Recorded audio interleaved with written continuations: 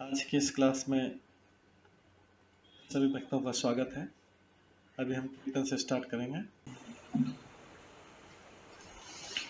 जय राधा माधव कुंज बिहारी, जय राधा माधव कुंज बिहारी, जय गोपीजन वल्लभ गिरिवर धारी, जय गोपीजन वल्लभ गिरिवर धारी, यशोदानंदन व्रज जनरंजन, यशोदानंदन व्रज जनरंजन, यमुना तीरावनचारी,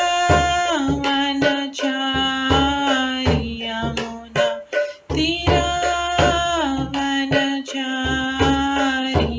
जय राधा माधव कुंज बिहारी, जय राधा माधव कुंज बिहारी, हरे कृष्णा कृष्णा कृष्णा हरे हरे, हरे राम राम राम हरे हरे, हरे कृष्णा कृष्णा कृष्णा हरे हरे, हरे राम राम राम हरे हरे, हरे कृष्णा कृष्णा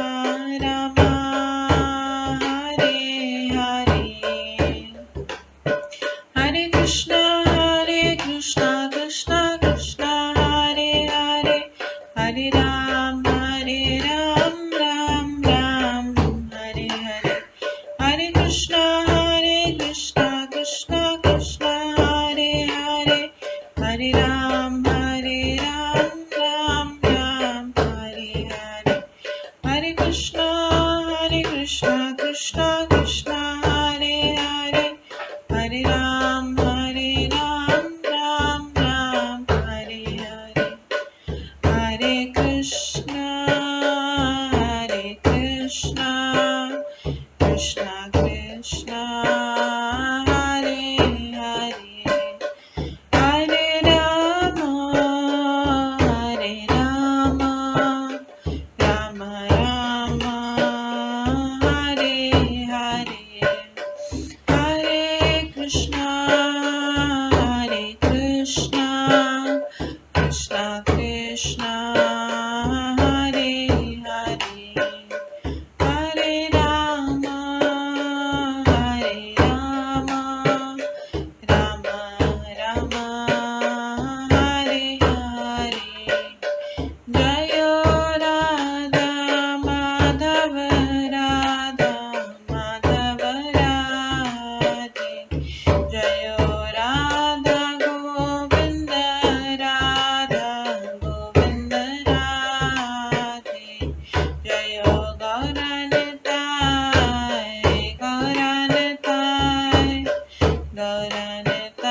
जय गौरनताय, जय जय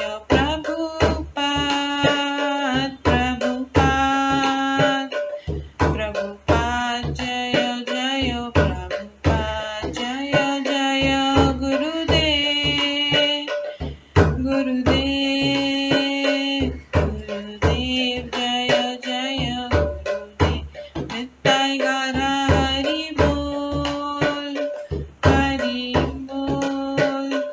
हरि बोल नित्य गौर हरि बोल,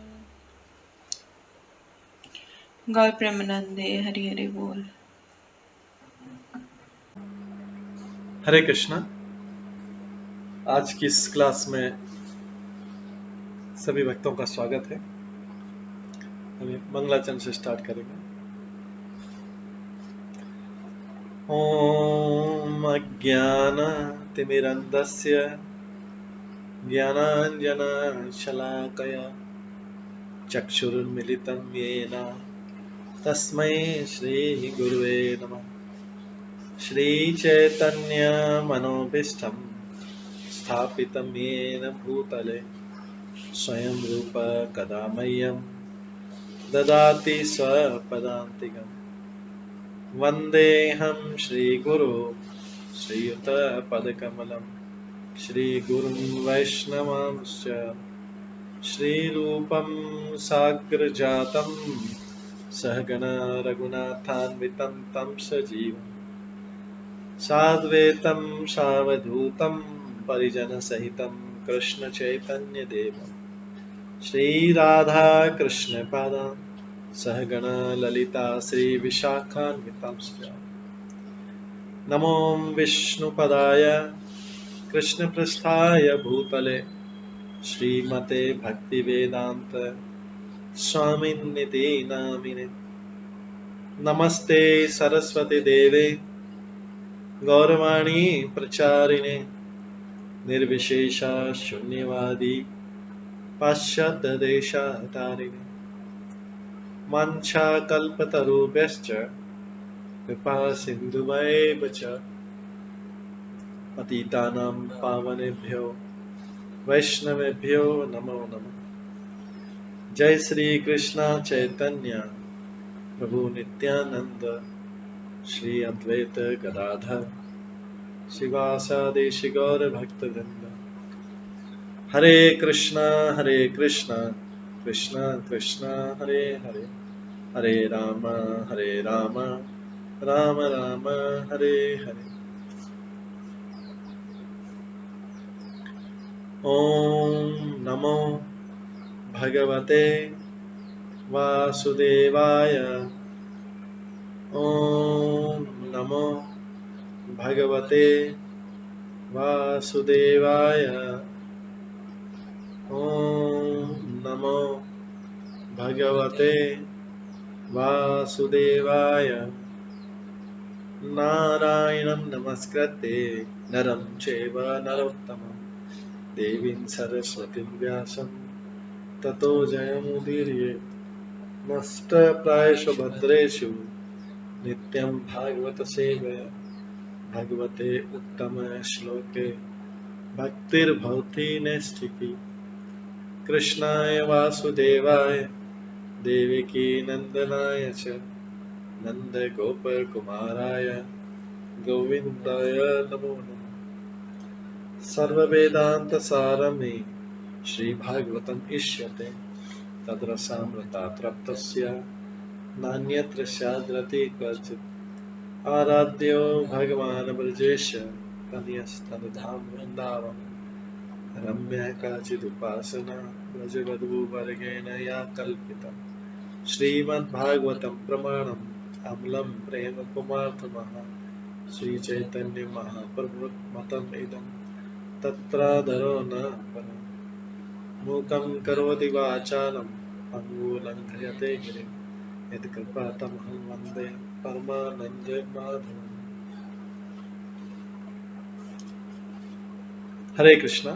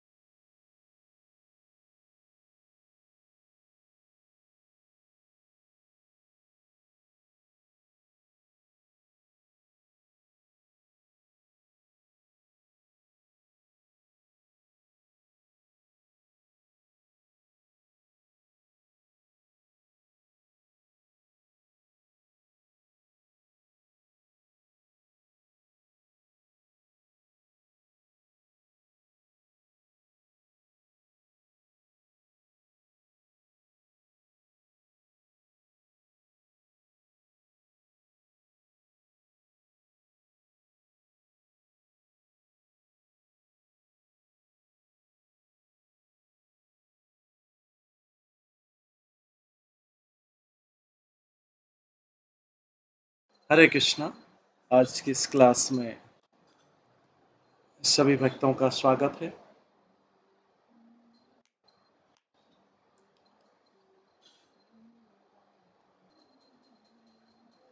कल हम श्रवण कर रहे थे श्रीमद् भागवतम के छठे स्कंद से अजामिल का उपदेश, जिसमें यमराज द्वारा तीसरे अध्याय में हम श्रवण कर थे, यमराज द्वारा दूतों को आदेश दिया जाता है। यमराज अपने दूतों सेवकों जो उनकी संतान के समान है, उनको संतान के समान जो है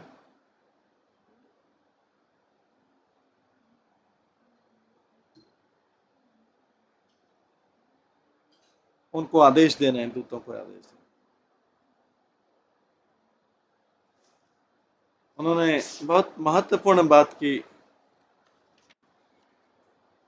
कि मेरे प्रिय सेवकों, यमराज यमदूतों को बोल रहे हैं, अपने सेवकों जो उनकी संतानों के समान है, मेरे प्रिय सेवकों, ऐसे भक्त के पास मत जाना, क्योंकि वे पूर्ण पुरुषोत्तम भगवान के चरणों में पूरी तरह शरणागत हो चुके हैं।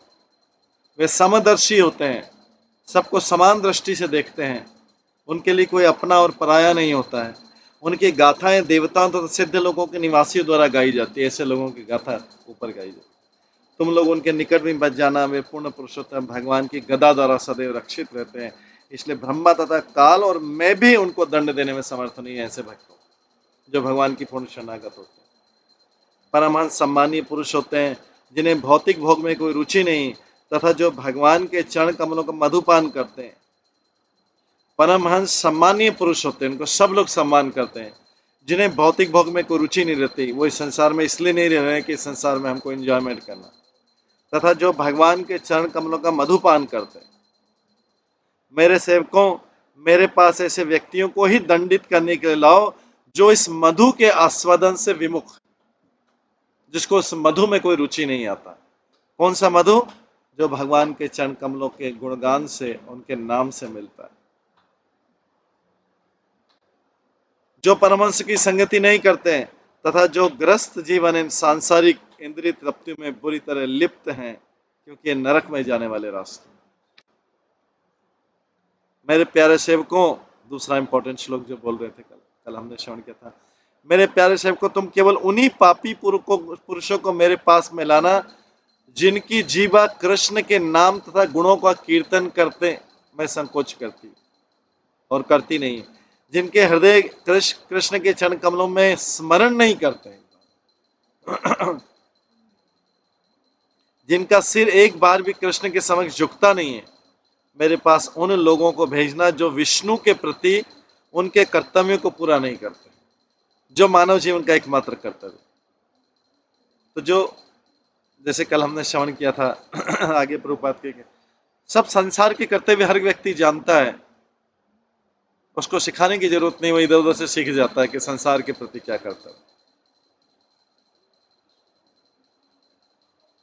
लेकिन विष्णु के प्रति क्या कर्तव्य है, वो भगवान का शुद्ध भक्त के अलावा कोई बताता नहीं। उस परंपरा से बाकी सब लोग पिक्चर भी बताते हैं, लेकिन जैसे प्रभुपाद ने यहाँ पे लिखा है, तो सारे लोग संसार के सारे कर्तव्य बताएंगे। इधर का ये कर्तव्य करना चाहिए, इधर ये कर्तव्य करना चाहिए, कर्तव्य करना चाहिए, कर्तव्य ये भी कर्तव्य तुम्हारा, ये कर्तव्य। व्यक्ति ऐसे कर्तव्य का पूरा टोकरा लेके सिर पे दिन जीवन भर घूमता रहता है, वो कर्तव्य। अगर इस संसार में कोई व्यक्ति रहे तो मृत्यु के दम तक, अंतिम श्वास लेने तक लोग उसको कर्तव्य बताते रहेंगे कि तुम्हारा क्या कर्तव्य। संसार कर्तव्य बताएगा कि तुम्हारा क्या कर्तव्य। वो बोलेगा कि तुम्हारा तो पोते पोते पर पोते के प्रति कर्तव्य है, तुम्हारा तो प्रपोत्र के भी कर्तव्य है, या उसके भी आगे से तुम तब तक जीवित हो तब तक तुम्हारा ये सारा वंश, अगर 7 पीढ़ी भी तक तुम जीवित रहो, 7 पीढ़ी तक भी कर्तव्य। तुम अपने कर्तव्य को नहीं जानते, मैं सिखाता हूं तुम्हें क्या कर्तव्य होता है। लेकिन यहाँ पे बोला गया, मेरे पास उन लोगों को मत भेजना जो विष्णु के प्रति अपने कर्तव्य को पूरा मन करता है। नहीं, जो मेरे पास उन लोगों को भेजना जो विष्णु के प्रति अभी कर्तव्य को पूरा नहीं करते। भगवान का भौतिक कर्तव्य उसको मतलब ही नहीं है। बोले कि आप अपने बनाए हो, अपनी सुविधा के लिए बनाए हो। इसलिए जब ब्रह्मचारी बनते अपने माता पिता को छोड़ देते हैं, लोग बोलते हाँ, वृद्ध माता पिता को छोड़ दिया, उनका तो कोई इनकम भी नहीं है, उनका कोई दूसरा पुत्र भी नहीं है, कोई पुत्र भी नहीं, कोई संतान भी नहीं जो पालन करे। क्या कर रहे हो तुम, कितना बड़ा पाप कर रहे हो, बूढ़े माता पिता को छोड़ दिया। या जब कोई सन्यासी बनता है तो बोलता अरे तुमने घर गृहस्थी परिवार को छोड़ दिया, अरे तुम्हारे तो इतने कर्तव्य थे, कौन पालेगा, अरे तुम्हारे तो नेक्स्ट दूसरी तीसरी जनरेशन की कर्तव्य है।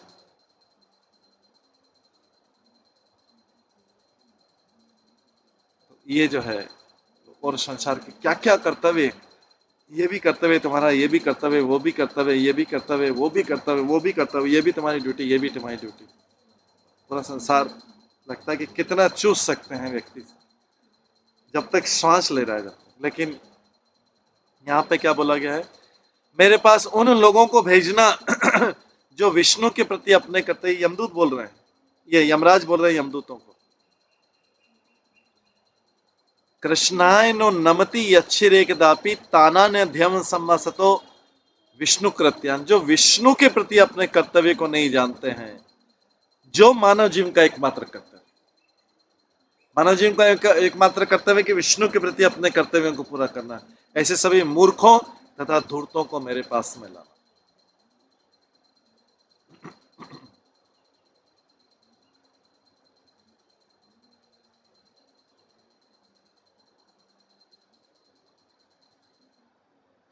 इस श्लोक में विष्णु कृत्यान शब्द मूर्ख है, क्योंकि मनुष्य जीवन का उद्देश्य भगवान विष्णु को प्रसन्न करना है, और वही कर्तव्य भूल के मनुष्य सारे कर्तव्य करता है। वो भी बोलता है I had done my duties, लेकिन उससे संबंधी परिवार से बोले कहाँ ड्यूटी किया, अरे अभी तो बहुत ड्यूटी थी, बाकी रह गई। तो ये जगत जो है, भौतिक जगत है, ये हर एक व्यक्ति अपने स्वार्थ पूर्ति के लिए जितना शोषण कर सकता है संसार में उतना शोषण करता है,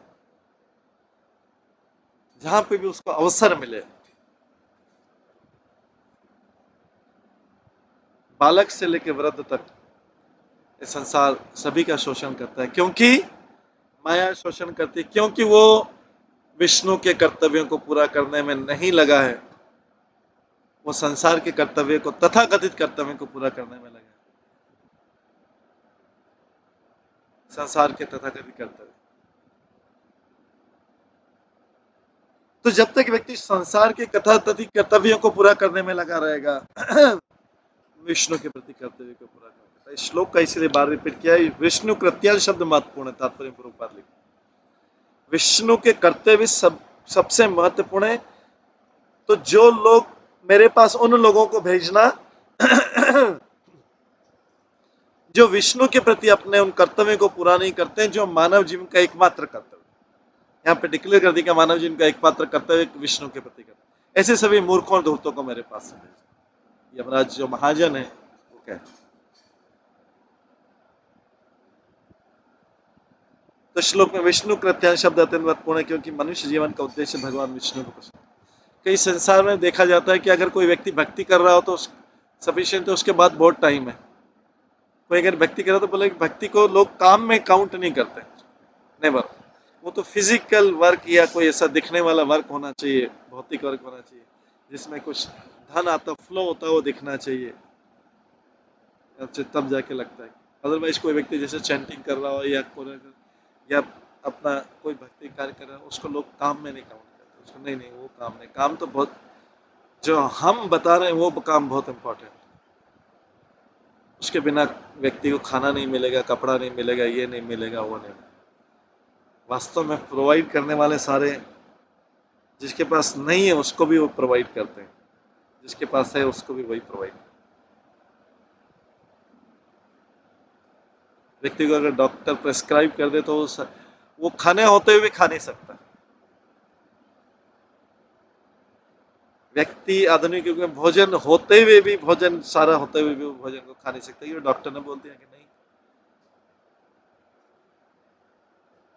तो इस प्रकार से विष्णु पुराण में कहा गया है कि जो वर्णाश्रम धर्म बनाया हुआ है मानव समाज इसलिए कि कठोरता पुरुष वर्णाश्रम धर्म का पालन करे, जो समाज को 4 सामाजिक विभागों ब्राह्मण क्षत्रिय वैश्य शूद्र और 4 आध्यात्मिक विभागों ब्रह्मचर्य गृहस्थ वानप्रस्थ तथा संन्यास में विभक्त करता है। इसका कड़ाई से पालन इसलिए किया जाए कि ये भगवान विष्णु को ले जाए पास। कर्तव्य वास्तव में वो है जो व्यक्ति को विष्णु के पास ले जाए। कर्तव्य वो नहीं है कि जो विष्णु की भक्ति से हटाए या दूर करे। तो संसार माया ऐसे कर्तव्य बनाती है कि व्यक्ति भगवान से दूर जाए। माया देवी हईशा गुणमयी मम माया दुरत्य, बहुत कठिन। देवी जो माया ऐसे हमेशा कर्तव्य बनाती है कि व्यक्ति किस तरीके से भक्ति छोड़ के सांसारिक चीजों में लगे, क्योंकि माया ऐसा इंप्रेशन देती है कि ये सब फालतू चीज, इसका कुछ टाइम नहीं। अगर भक्ति में टाइम मतलब देना, मतलब कुछ टाइम नहीं, फ्री है व्यक्ति पूर्णतः फ्री। तो वर्णाश्रम धर्म मनुष्य को भगवान विष्णु के निरंतर इसलिए बनाया गया कि निकटतर लाता है, जो कि मानव समाज का एकमात्र आश्रय, इसलिए वर्णाश्रम धर्म बनाया। इसलिए ब्रह्मचर्य का समय है, इसलिए गृहस्थ का समय है अपना, इसलिए वानप्रस्थ का समय, उसके लिए संन्यास का समय निर्धारित किया हुआ हर चीज। नते विदु स्वार्थ गति ये विष्णु, किंतु दुर्भाग्यवश लोग ये नहीं जानते कि उनका स्वार्थ, असली स्वार्थ तो भगवत धाम वापस जाने में है या भगवान विष्णु के पास पहुंचने में है। और उसके बाद यमराज स्वयं को तथा अपने सेवकों को अपराधी मानते हुए सेवकों की तरफ से, जैसे अगर सेवक गलती करते तो स्वामी, बालक लोग अगर संतान गलती करता है तो उसके माता पिता को क्षमा मांगना चाहिए।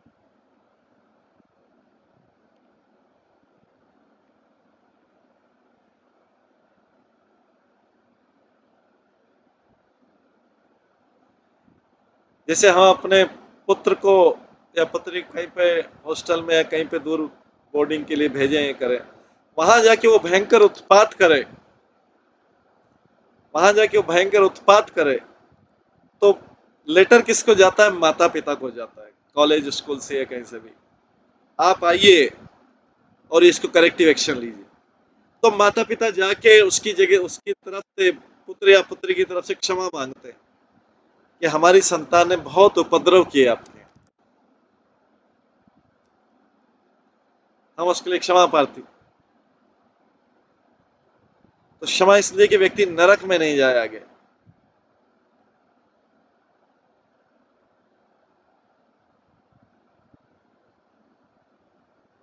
धृत्या अपराधे स्वामिनो दंडो, भृत्य अपराध करे तो स्वामी को दंड मिलता है, ये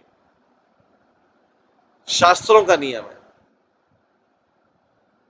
यदि कोई भृत्य अपराधे स्वामी ने, यदि कोई सेवक गलती करता है तो स्वामी दंड नहीं होता है, क्योंकि अपराध के लिए वही उत्तरदायी होता है। उसने अपनी संतान को या सेवकों को उचित रूप से ट्रेनिंग नहीं दी,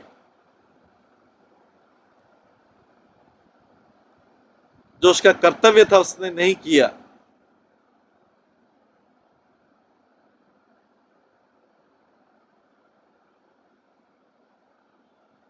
आगे 31वें श्लोक से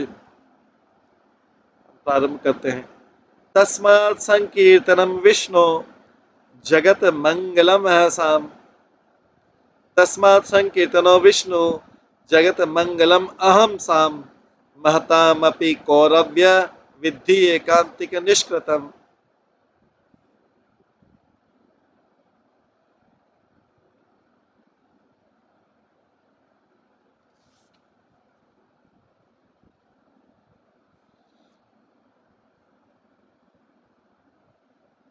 सुखदेव गोस्वामी ने कहा, राजन, भगवत नाम का कीर्तन बड़े से बड़े पापों के फलों को भी उन्मूलित करने में सक्षम है। इसलिए संकीर्तन आंदोलन का कीर्तन संपूर्ण ब्रह्मांड में सबसे शुभ कार्य है। कृपया इसे समझने का प्रयास करें जिससे अन्य लोग इसे गंभीरता से ग्रहण करें। सुखदेव गोस्वामी परीक्षित के महाराज के थ्रू हमको श्रीमद् भागवतम सुना रहे हैं, इसलिए बोल रहे हैं कृपया इसे समझने का प्रयास करें। लोग समझने का प्रयास नहीं करते हैं। कृपया इसे समझने का प्रयास जिससे अन्य लोग इसे गंभीरता पूर्वक ग्रहण कर सकें। तात्पर्य हमें ध्यान देना चाहिए कि यद्यपि अजामिल ने नारायण के नाम का अधूरे रूप में उच्चारण किया,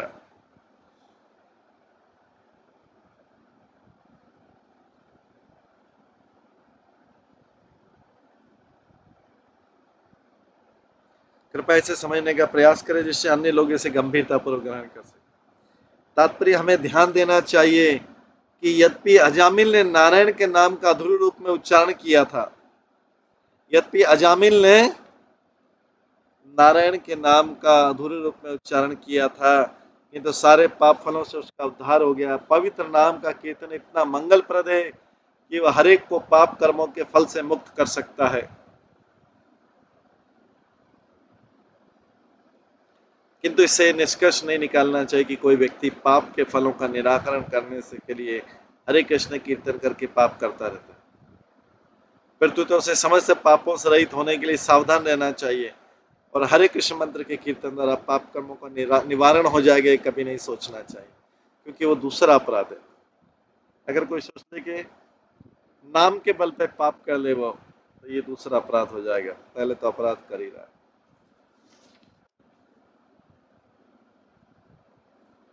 यदि संयोगवश किसी भक्त से कोई पाप कर्म हो जाता है तो भगवान उसे क्षमा कर देंगे, किंतु मनुष्य को जानबूझकर पाप कर्म नहीं करना चाहिए। क्षणवताम गुणगणताम वीर्याणि उद्यामानि हरे मुह यथा सुजातया भक्त्या शुद्धेत्न आत्मव्रतादिवि। जो व्यक्ति भगवान नाम का निरंतर श्रवण तथा कीर्तन करता रहता है,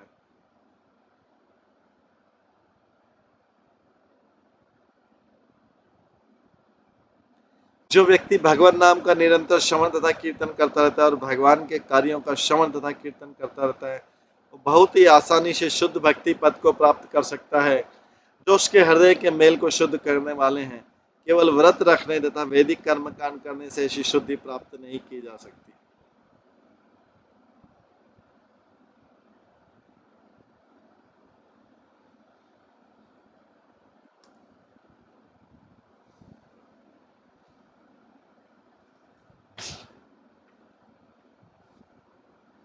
मनुष्य भगवत नाम के कीर्तन तथा श्रवण का अभ्यास आसानी से कर सकता है और इस तरह आध्यात्मिक जीवन में भाव विभोर बन सकता है। पद्म पुराण का कथन है, नाम अपराध युक्ता नाम नामान्यवेव हरन्त्यघम् अविश्रांति प्रयुक्तानि तान्वे तान्ये वार्थकराणि च।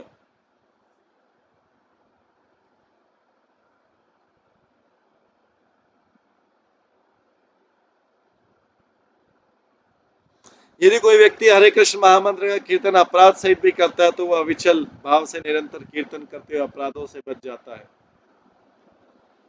और जो उसका अभ्यस्त हो जाता है वह सदा शुद्ध दिव्य पद पर रहेगा जो पाप फलों से स्पर्श है। सुखदेव गोस्वामी ने राजा परीक्षित से विशेष अनुरोध किया कि इस तथ्य को सावधानी से अंकित कर लें, किंतु वैदिक कर्म कांडों को करने से कोई लाभ नहीं होगा।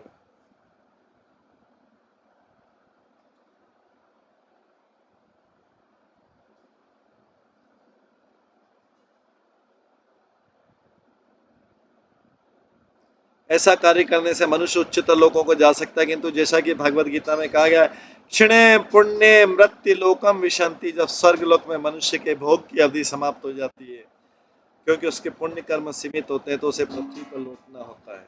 इस तरह ब्रह्मांड में ऊपर नीचे भ्रमण करते रहने का प्रयास करने से कोई लाभ नहीं होने वाला है, बार बार इस ब्रह्मांड में चक्कर लगाने से। इससे अच्छा तो भगवान का कीर्तन करना है जिससे वो पूर्णतः शुद्ध हो सके और भगवत धाम लौटने का पात्र बन सके। यही जीवन का उद्देश्य, यही जीवन की सिद्धि।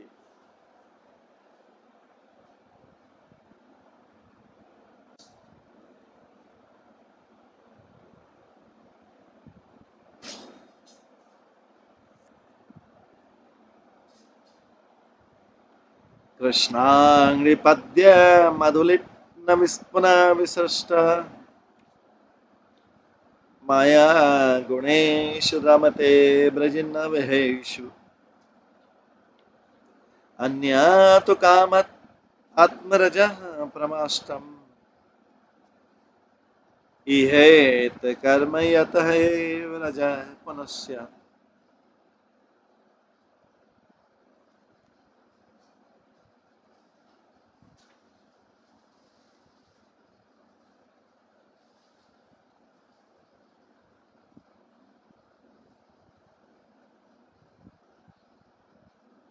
जो भक्तगण भगवान कृष्ण के चरण कमलों के मधु को जो भक्तगण भगवान कृष्ण के चरण कमलों के मधु को जो भक्तगण सदैव चाटते रहते हैं, वे उन भौतिक कर्मों की तनिक भी चिंता नहीं करते हैं जो प्रकृति के तीन गुणों के अधीन संपन्न किए जाते हैं। जो भक्तगण भगवान कृष्ण के चरण कमलों के मधु को जो भक्तगण सदैव चाटते रहते हैं, वे भौतिक कर्मों की तनिक भी चिंता नहीं करते। क्या भौतिक कर्म में क्या किया क्या नहीं किया, किसी की परवाह किए बिना तनिक भी चिंता नहीं करते हैं, क्योंकि वे भगवान कृष्ण के चरण कमलों के मधु मधु को सदैव चाटते रहते।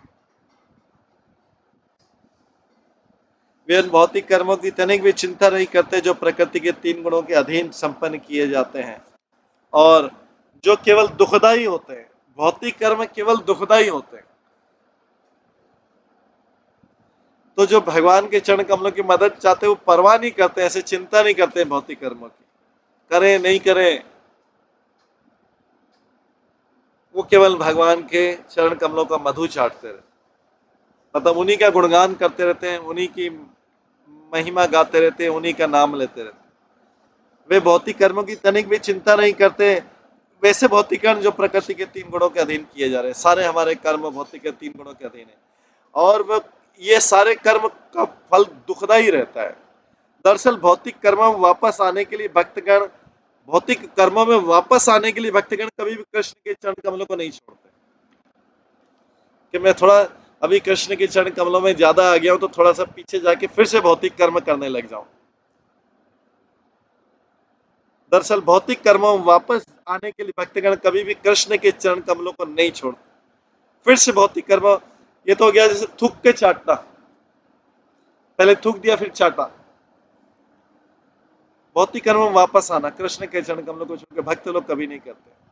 किंतु अन्य लोग जो भगवान के चरण कमलों की सेवा की उपेक्षा करते हैं, जिनका पूरा उसमें रुचि नहीं है, वो कुछ त्याग के फिर वापस आ जाते, फिर उसी को चाटने आ जाते हैं। कौन सा? भौतिक कर्मों के फलों को चाटने के लिए आ जाते। वो भगवान के चरण कमलों का मधु का उनको आनंद नहीं आता तो छोड़ के वापस उसमें आ जाते। क्योंकि किंतु अन्य लोग जब भगवान के चरण कमलों की सेवा की उपेक्षा करने तथा हमेशा भौतिक इच्छाओं से और कामेच्छाओं से मोहित होने से वैदिक कर्म कांडों में लिप्त रहते हैं, कभी कभी प्रायश्चित के कर्म करते हैं, फिर भी अपूर्ण रूप से शुद्ध होने से पुनः पुनः पाप कर्मों में लौट आते हैं।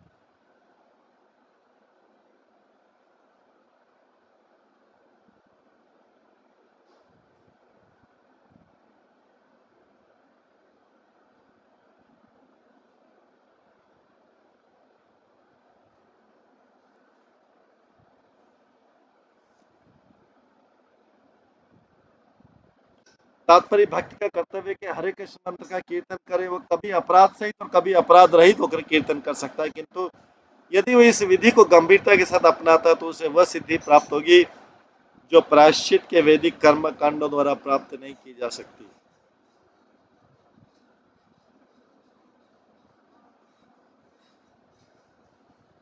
जो लोग वैदिक कर्म कांड के प्रति आसक्त हैं किंतु भक्ति में विश्वास नहीं करते हैं, जो प्रायश्चित का परामर्श देते हैं किंतु भगवान नाम के कीर्तन की प्रशंसा नहीं करते, वे सर्वोच्च सिद्धि प्राप्त करने से वंचित रहते हैं। इसलिए भक्तगण भौतिक भोग से पूर्णतः विरक्त रहकर कभी भी वैदिक कर्मकांड के पक्ष में कृष्ण भावना मत का परित्याग नहीं करते।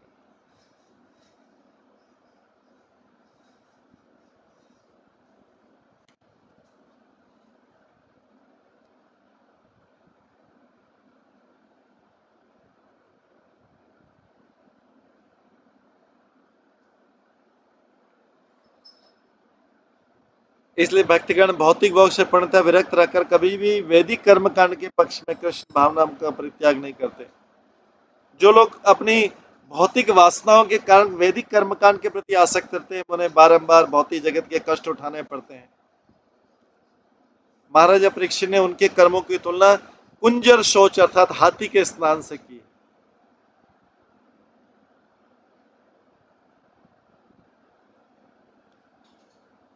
के प्रायश्चित करते हैं और फिर वही काम करने लगते हैं।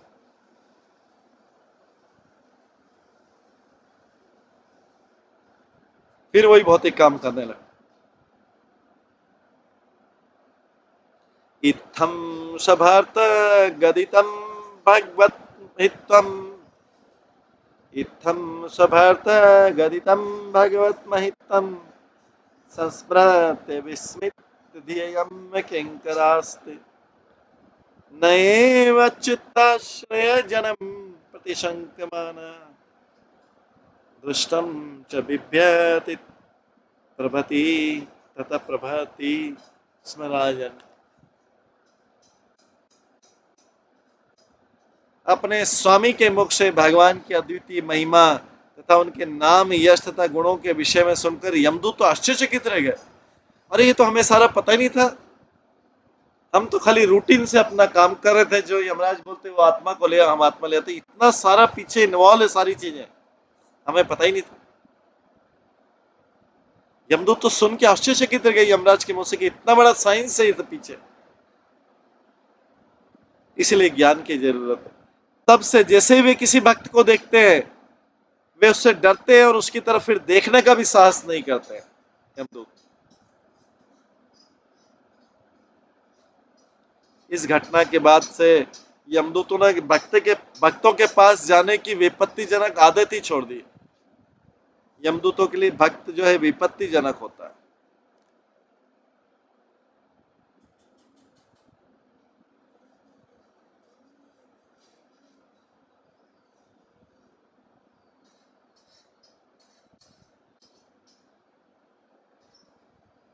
आगे बोलते इतिहासम इमं गुह्यम भगवान कुंभ संभव कथयाम आस मलयासिन हरिम अर्चयन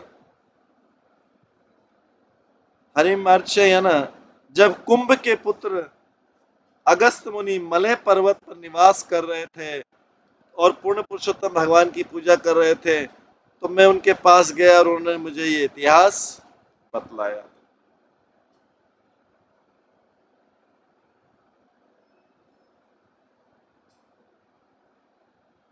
इस प्रकार से अजामिल का ये प्रसंग जो है पूरा होता है। इस बहुत शिक्षाप्रद है ये,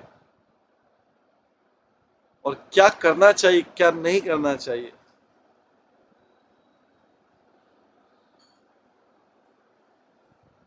यमराज बोलते हैं कि जो अंतिम का जो प्रसंग का सारांश है कि मनुष्य का भगवान विष्णु के जो प्रति कर्तव्य है वही इंपॉर्टेंट है, जो संसार के प्रति कर्तव्य उसका कोई महत्व नहीं है।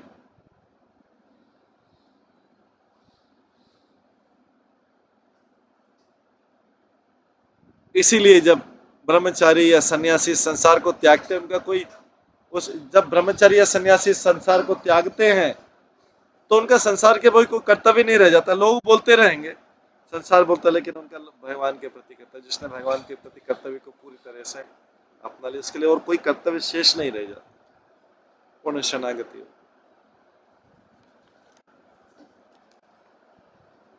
इस प्रकार से ये तीसरे अध्याय में, छठे स्कंद के तीसरे अध्याय में अजामिल का प्रसंग पूरा होता है। अब चौथा अध्याय शुरू करेंगे हम, जिसमें प्रजापति दक्ष द्वारा भगवान से की गई अंश गुह्य प्रार्थना है।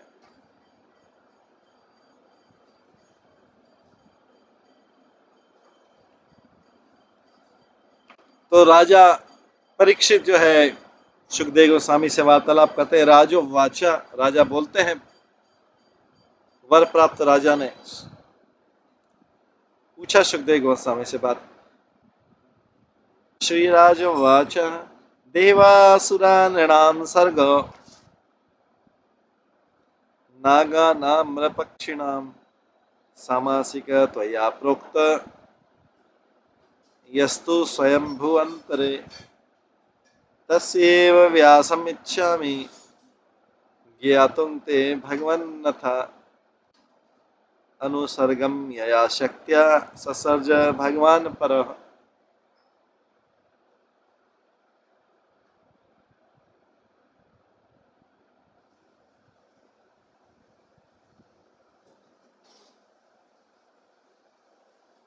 वर प्राप्त राजा ने सुखदेव गोस्वामी से कहा, प्रभु देवता असुर मनुष्य नाग पशु तथा पक्षी स्वयंभू मनु के शासन काल में उत्पन्न किए गए थे। आपने सृष्टि के विषय में संक्षेप में कहा, तृतीय स्कंद में कहा। अब मैं इसके विषय में विस्तार से जानना चाहता हूँ। मैं भगवान की उस शक्ति के विषय में भी जानना चाहता हूँ जिससे उन्होंने गौण गौण सृष्टि की। गौण सृष्टि मतलब ये भौतिक जगत गौण सृष्टि, भगवान की इंपॉर्टेंट सृष्टि नहीं है, ये ऐसे ही है, बेकार की सृष्टि, गौण जीवों को सुधारने वाली सृष्टि। बस इस सृष्टि का इतना ही काम है, ये जीवों को सुधारने के लिए।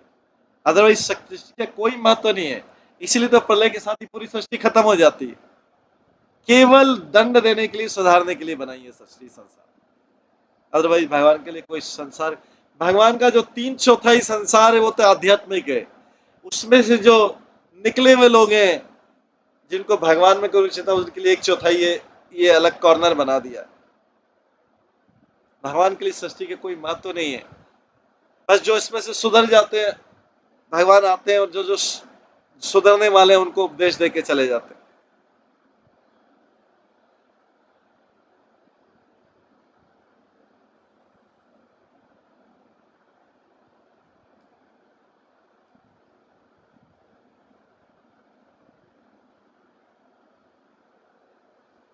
श्री सुत वाच इति संप्रश्नमाकर्ण्य राजऋषे बादरायणी प्रतिनंद्य महायोगी जगात मुनि सत्तम।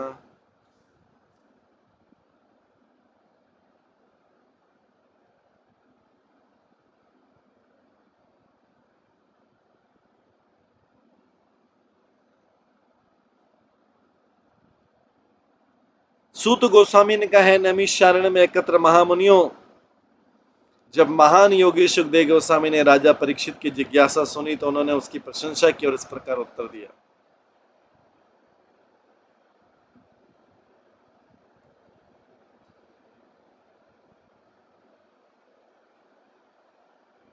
सूत गोस्वामी ने कहा है, नैमिषारण्य में एकत्र महामुनियों, जब महान योगी सुखदेव गोस्वामी ने राजा परीक्षित की जिज्ञासा सुनी तो उन्होंने प्रशंसा की कि बहुत जिज्ञासु हैं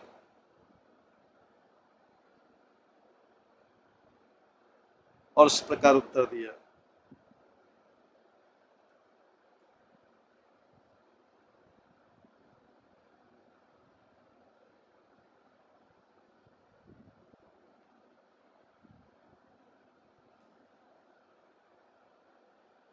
क्योंकि परीक्षित महाराज पूछ रहे थे कि किस प्रकार गौण सृष्टि की रचना की भगवान की शक्ति से, भगवान की शक्ति का प्रभाव वो देख रहे थे कि कैसे इसमें देवता असुर मनुष्य नाग पशु पक्षी स्वयंभू मनु के शासन काल में उत्पन्न किए गए थे, कैसे उत्पन्न किए गए।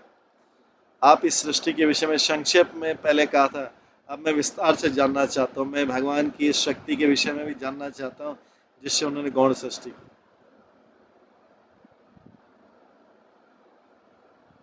श्री सूत वाच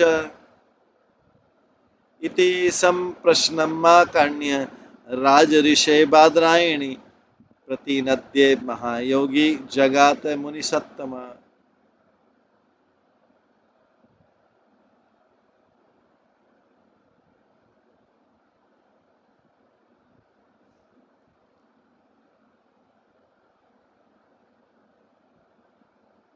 जिज्ञासा सुनी परीक्षित महाराज की और उसकी प्रशंसा की और उसका उत्तर दे रहे। श्री शुक वाच यदा प्रचेतस पुत्र दश प्राचीर बहरिष अंत समुद्रा उन्मग्ना ददस्यु गाम द्रुमे व्रताम। सुखदेव गोस्वामी ने कहा, जब प्राचीन महर्षि के 10 पुत्र उस जल से बाहर निकले जिसमें तपस्या कर रहे थे, ये चौथे स्कंद में आता है। तो उन्होंने देखा कि संसार की समूची सतह वृक्षों से ढक गई।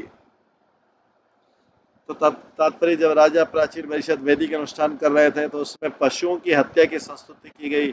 तो नारद मुनि ने दयावश उसे सलाह दी कि ऐसे अनुष्ठान को रोक दे। प्राचीन वर्षी नारद की भांति बात भली भांति समझ गया था। वो छोड़कर तपस्या करने के लिए जंगल में चला गया, किंतु उसके 10 पुत्र जल के भीतर तपस्या कर रहे थे। अतः संसार की व्यवस्था देखने वाला कोई नहीं था। जब 200 पुत्र प्रचितागण जल से बाहर आ गए तो उन्होंने देखा कि पृथ्वी वृक्षों से ढक गई।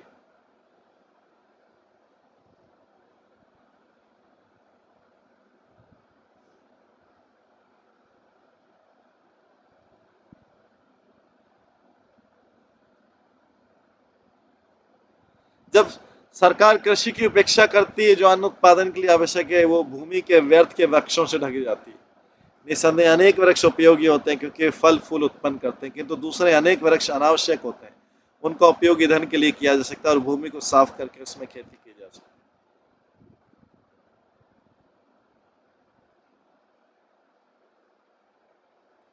जब सरकार लापरवाही बरतती तो अन्न उत्पादन कम होता है। जब सरकार लापरवाही बरतती तो अन्न उत्पादन कम होता है, जैसा कि भगवद गीता में कहा गया, कृष्ण गोरक्ष वाणिज्यम वैश्य कर्म स्वभावजम। वैश्यों के स्वभाव के अनुसार उनका उचित कार्य खेती करना तथा गवों की रक्षा करना है। सरकार तथा क्षत्रियों का कर्तव्य कि वह ये देखे कि तृतीय वर्ण के सदस्य वैश्य जो न तो ब्राह्मण न क्षत्रिय ठीक से काम में लगे। क्षत्रिय मनुष्यों की रक्षा करने के लिए निमित्त होते हैं, जबकि वैश्य उपयोगी पशुओं विशेषतः गायों की रक्षा करने के लिए उपयोगी।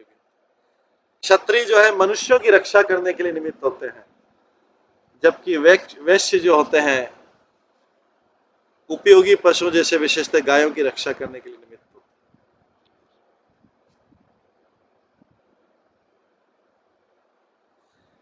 द्रुमेभ्य क्रुद्धिमानाते द्रुमेभ्य क्रुद्धिमानास्ते तप दीपित मन्यवः मुखत वायुम अग्निम च ससुरजु तत्दिदक्षया। जल में दीर्घ काल तक तपस्या करने के कारण प्रचेतागण वृक्षों पर अत्यधिक क्रुद्ध थे। उन्हें जलाकर भस्म करने की इच्छा से उन्होंने अपने मुखों से वायु तथा अग्नि उत्पन्न कर दी, क्योंकि वृक्षों के इतने ज्यादा हो गए थे कि पृथ्वी पे उत्पादन कम हो गया था। सारी पृथ्वी वृक्षों से ढक गई थी। अनेक वृक्ष कुछ उसमें से फल फूल देते हैं, लेकिन कई दूसरे वृक्ष तो अनावश्यक होते हैं। जैसे आधुनिक कलयुग में तो ऐसा अनावश्यक वृक्ष बढ़ते जा रहे हैं। सड़कों पे भी केवल डेकोरेशन के लगाए थे। उन वृक्षों की कोई उपयोगिता नहीं, केवल डेकोरेशन के लिए, और हवा आती जो टूट जाते हैं, केवल मात्र डेकोरेशन के लिए। उनकी कोई उपयोगिता नहीं है और समय आने पर टूट जाते हैं। उपयोगी वृक्ष तो जैसे फलों के वृक्ष रहते हैं, छायादार, और फल भी देते हैं, फूल भी देते हैं। ऐसे वृक्ष ना फल देते हैं ना फूल देते हैं, कुछ भी नहीं करते, ओनली डेकोरेशन पीस रहते। ऐसे सड़कों के किनारे और सब लगे रहते हैं केवल। तो खोखले खोखले इन द सेंस कि कुछ उनसे मिलता नहीं, ऐसे बस आंखों को देखने में अच्छे लगते। ऐसे पेड़ पौधे को काट देना चाहिए, इसमें लिखा है ईंधन के रूप में। तो वृक्ष वही होने चाहिए, या तो अन्न उत्पादन के लिए लगाएं, या वृक्ष वही होना चाहिए जो जिसकी उपयोगिता हो, जिसकी उपयोगिता हो। आम का वृक्ष, अमरूद का वृक्ष, दूसरे फलों का वृक्ष, इतने सारे फल हैं। उसका वृक्ष, या पुष्पों का, कम से कम पुष्प, भगवान को पुष्प चढ़ाया जा सके, या कुछ ऐसा कि खाद्य पदार्थ के रूप में काम आ सके।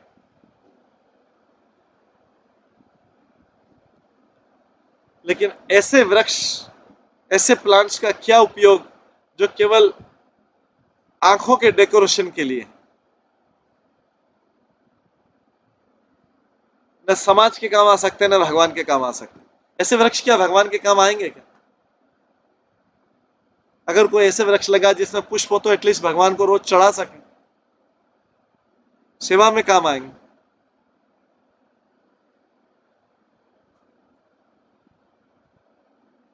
केवल आंखों को बस आसपास ग्रीनरी दिख रही है, ग्रीन ग्रीन दिख रहा है बस, उसके लिए कोई उपयोगिता नहीं है। ऐसे लगाने, वृक्ष लगाने से क्या फायदा। तो यहाँ पे बोला जा रहा है कि उसको जब सरकार कृषि की उपेक्षा करती जो अन्न उत्पादन के लिए, तो ये भूमि व्यर्थ के वृक्षों से ढक जाती है। ऐसा नहीं कि वृक्षों को काटना नहीं चाहिए, व्यर्थ के वृक्षों को काट देना चाहिए, उसकी जगह कुछ यूजफुल चीज लगाया जाए।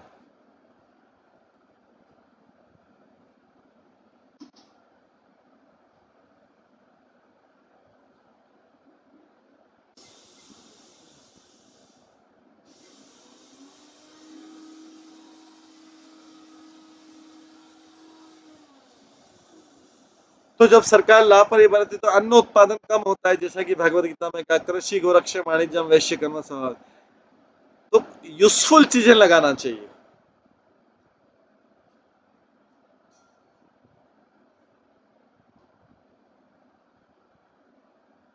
तो सरकार तथा क्षत्रिय को कर्तव्य कि वो देखे कि तृतीय वर्ण के सदस्य वैश्य जो न तो ब्राह्मण न क्षत्रिय ठीक से काम में लगे। क्षत्रिय मनुष्य की रक्षा के लिए होते हैं, जबकि वैश्य उपयोगी पशुओं, विशेषकर गायों की रक्षा के लिए होते हैं। और जब जल में दीर्घकाल तक तपस्या करने के कारण प्रचेता कारण वृक्षों पर अत्यधिक क्रोध हो गया, उन्होंने जलाकर भस्म करने की इच्छा से उन्होंने अपने मुखों से वायु तथा अग्नि उत्पन्न कर दी। तपोदीपित मन्यव्य शब्द सूचित करता है कि जो लोग कठिन तपस्या करते हैं उनमें महान योग शक्ति होती है, जैसा कि प्रचेताओं से पता लगता है। उन्होंने अपने मुखों से अग्नि तथा वायु उत्पन्न की। यद्यपि भक्तगण कठिन तपस्या करते हैं, किंतु वे विमन्य व साधु थे, अर्थात जिसमें कभी क्रोध नहीं होते, वे सदैव अलंकरणों से अलंकृत रहते। ऐसी तपस्या से फायदा नहीं जिससे क्रोध। कई बार जैसे कोई व्यक्ति अगर ऐसा फास्टिंग करे कि जिसमें पानी की एक बूंद भी नहीं हो, निर्जला हो, ऐसा टफ करे फास्टिंग, लेकिन अगर उसके बदले में क्रोध आए तो उसका वो फास्टिंग बेकार हो गया। क्यों, तो कृष्ण की प्रसन्नता के लिए कर रहा था। लेकिन अगर कृष्ण प्रसन्न नहीं हुए और उसको भी क्रोध आ रहा है तो उसका फास्टिंग बेकार हो गया, नेगेटिव हो गया।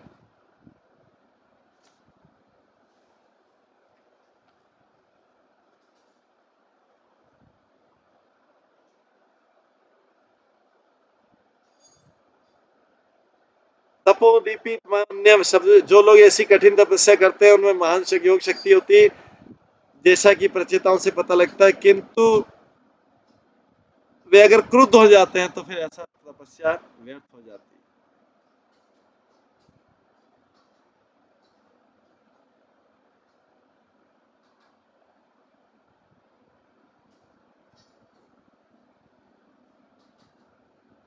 क्योंकि भागवतम में भक्तों के गुण कहा गया, तितिक्ष्वा कारुणिका सुहृद सर्वदेहि नाम अजात शत्रु शांता साधव साधु भूषण।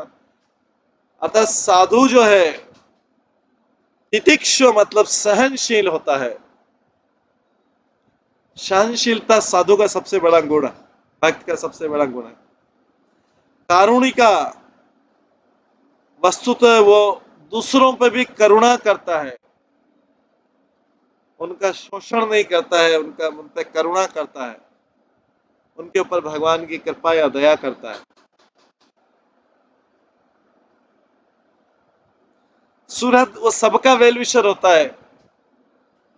जो संसार का स्वार्थी व्यक्ति होता है केवल मी एंड माइन के लिए वेलविशर होता है कि इनका सबका ठीक है चलता रहे, बाकी में तो थोड़ा सिंपैथी एक्सप्रेस कर दी कि हाँ गलत हुआ। लेकिन सोचता किसके बारे में, वेल विशिंग किसका करता है हृदय से, मी एंड माइन, कि उनका सब कुछ अच्छा चलता रहे, बाकी का मेरे को परवाह नहीं करता, क्योंकि मी एंड माइन नहीं है, मेरे और अपने नहीं। उनसे जल हाल पाल पूछ लिया, लेकिन अच्छा किसका चलना चाहिए वास्तव में, मेरे अपनों का चलना।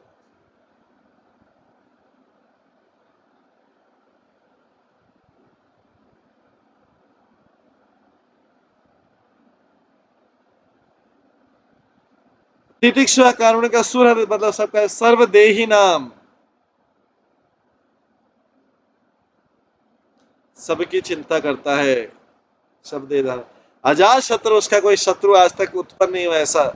शांता, अति शांत, धीर रहता है, धैर्य। साधव, साधु भूषण, ये जो सारी चीजें साधु के आभूषण है।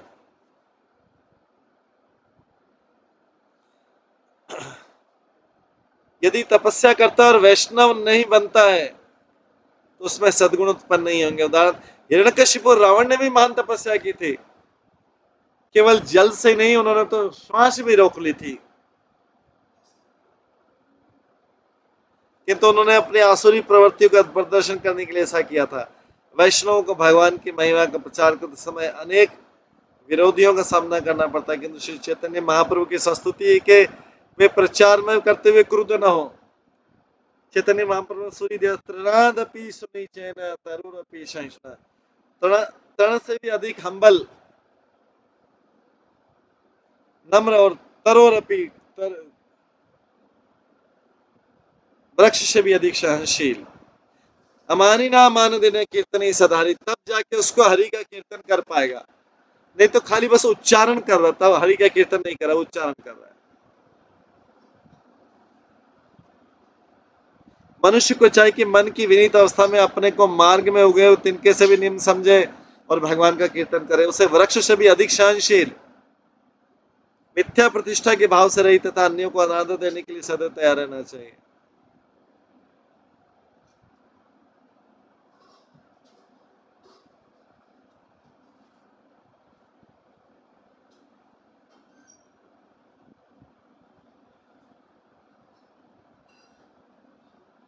उसे वृक्ष से भी अधिक सहनशील, मिथ्या प्रतिष्ठा के भाव से रहित तथा अन्यों को आदर देने के लिए सदैव तैयार रहना चाहिए।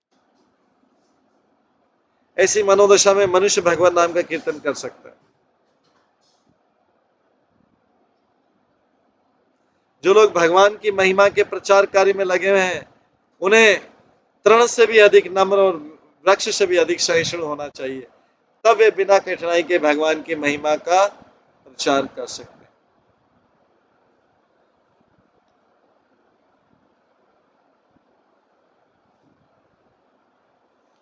इस प्रकार प्रचेताओं ने जब तपस्या करके बाहर निकले तो सबसे पहले वृक्ष जला दिए।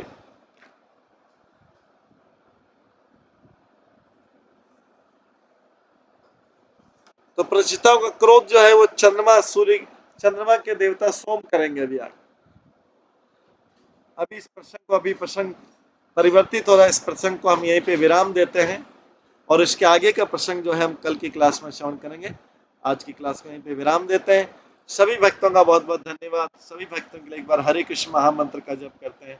हरे कृष्णा कृष्णा कृष्णा हरे हरे, हरे राम राम राम हरे। श्रीमद् भागवतम महापुराण की जय। श्री प्रभुपाद की जय।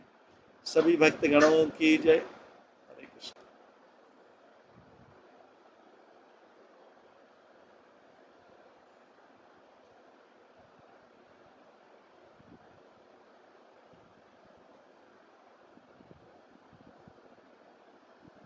हरे कृष्णा कृष्णा कृष्णा हरे हरे, हरे राम राम राम।